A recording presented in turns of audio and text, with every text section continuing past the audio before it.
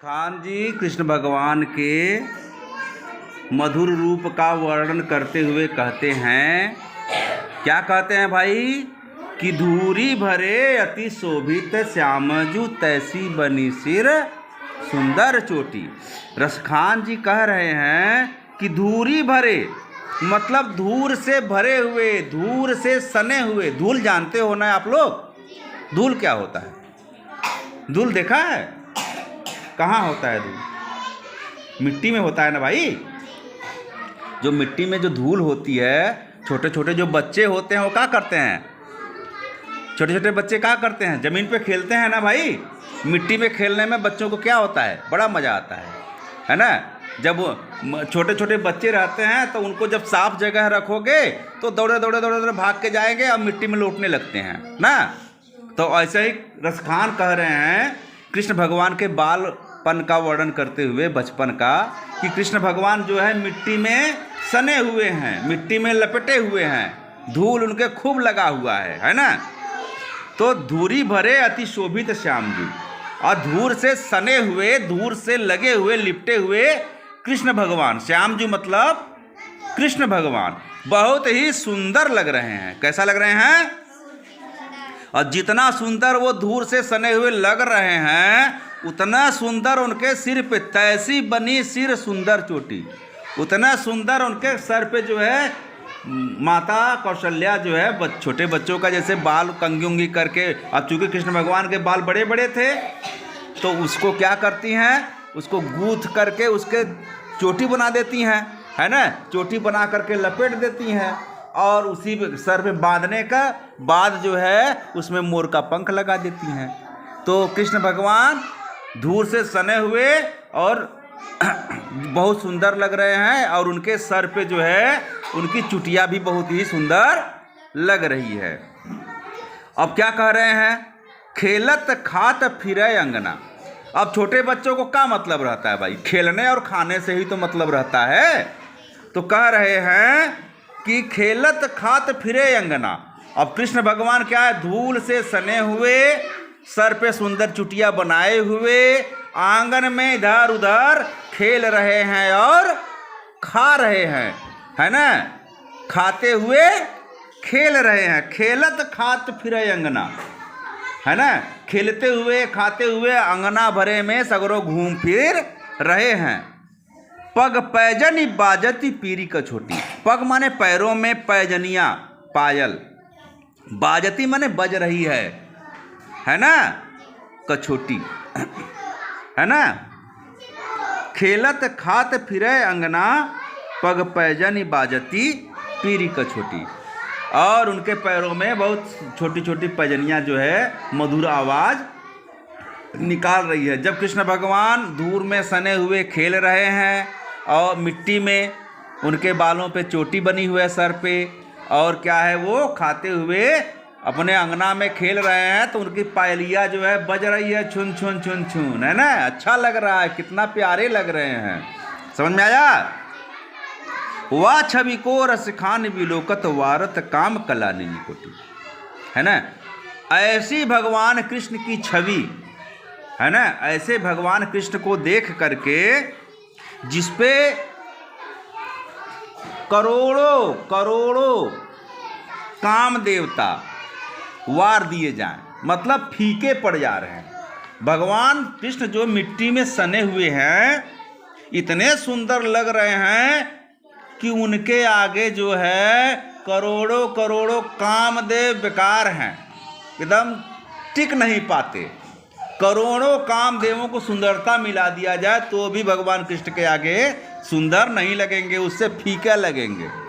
बात समझ आ गया? काग के भाग बड़े सजनी हरि हाथों से ले गयो माखन रोटी। अब ऐसे भगवान कृष्ण के हाथ से उस कौवे का भाग्य देखिए। अब एक तो कौवा रहा, भगवान कृष्ण अपना रोटी लेके खाते हुए खेल रहे हैं अंगने में, तब तक एक कौवा आता है और उनके हाथ से रोटी छोड़ के भाग जाता है। तो उस कौवा का भाग सोचो कितना बड़ा होगा, कितना भाग्यशाली है, जिसको भगवान कृष्ण के हाथ का जूठा रोटी मिल गया और लेके भाग गया। अब वो तो प्रसाद हो गया ना भाई। आप लोग प्रसाद, जैसे घर में पूजा होती है तो भगवान को भोग लगाया जाता है, प्रसाद चढ़ाया जाता है, उसके बाद सबको बांटा जाता है, यही ना होता है।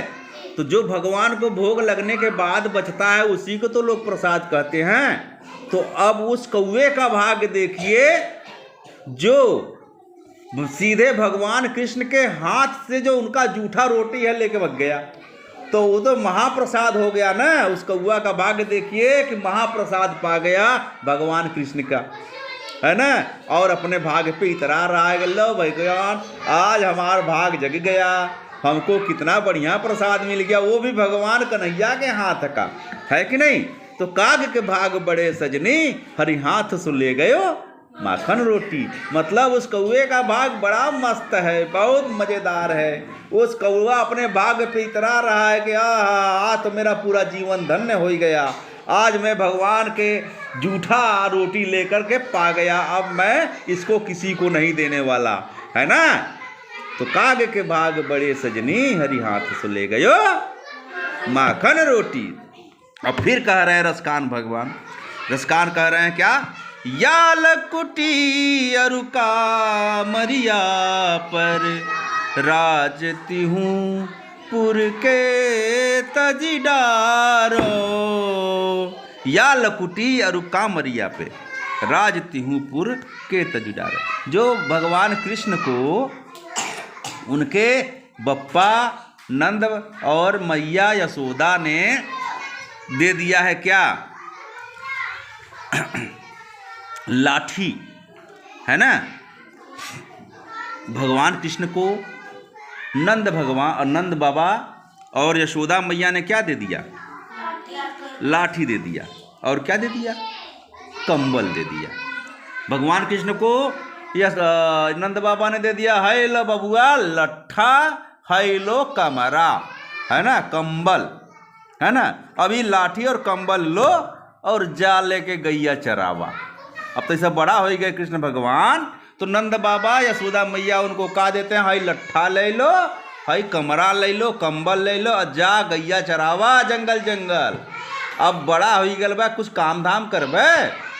तो अब सोचो भगवान कृष्ण को उनके बाबा नंद जो है दे दिए क्या, लाठी और कंबल के लिए गैया चरावा। अब वो गैया चरावे बदे के लाठी कंबल जो नंद बाबा दे दिए, तो भगवान कृष्ण ने पूरे तीनों लोगों का राजकाज छोड़ दिया। किस काम के लिए, गैया चरावे बदे, है ना। बात समझाया।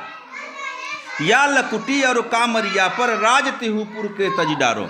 मतलब इस छोटे से लट्ठा मतलब डंडा, है ना, छोटे से लाठी और कंबल के लिए भगवान कृष्ण ने तीनों लोग का राजपाट छोड़ दिया।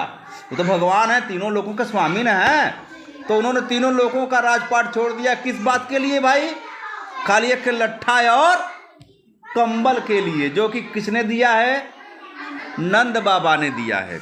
आठों सिद्धि नवो निधि के सुख नंद की गाय चराए बिसारो।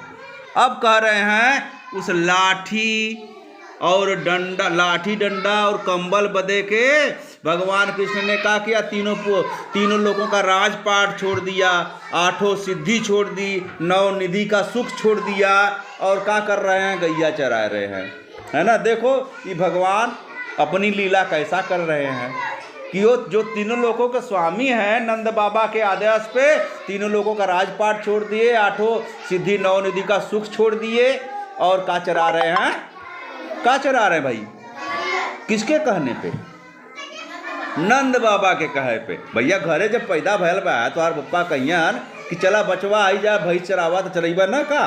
तो उसे नंद भगवान के घरे रहले, नंद बाबा के घरे कृष्ण भगवान रहे, कहला बाबू है जा गैया चराइया वा। तो कृष्ण भगवान का करे, भैया गैया चरावा चल दी है। ठीक। नैनन तेरस खान जब बज के बन बाग तड़ाग निहारो। नैनन ते रस खानी।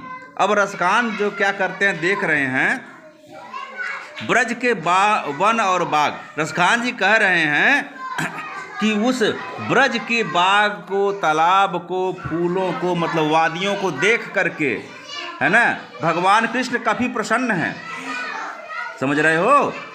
अब वहाँ पे क्या है, करील की कुंजन है, समझ रहे हो बात? करील की कुंजन, कीकर, कांटेदार झाड़ी, है ना, इन सब झाड़ियों के चक्कर में वन में जंगल में जाएंगे गाय चराने तो सब जगह कांटा फाटा यही सब तो रहेगा, जंगल घास फूस, है ना। तो भगवान कृष्ण क्या किए भाई, कह रहे हैं कि उस ब्रज में जो कि तालाब है, बाग बगीचा है ना, कटीली झाड़ियाँ हैं, उन सब के ऊपर, उन सब पर जो है क्या किया, सारा कौटिक ये कलधौत के धाम, कौटिक ये कलधौत के धाम मतलब करोड़ों सोना वगैरह से भरा हुआ, लदा हुआ, मतलब रत्नों से लदा हुआ जो है सारा, ठीक है, सब चीज़ों को उन्होंने क्या कर दिया। मतलब अब भाई जो स्वर्ग में रहने वाले को तो स्वर्गीय सुख है ना, तो सारा स्वर्गीय सुख है ना, करोड़ों देवी देवताओं का सुख, सारा सुख उन्होंने त्याग दिया। किस पे त्याग दिया?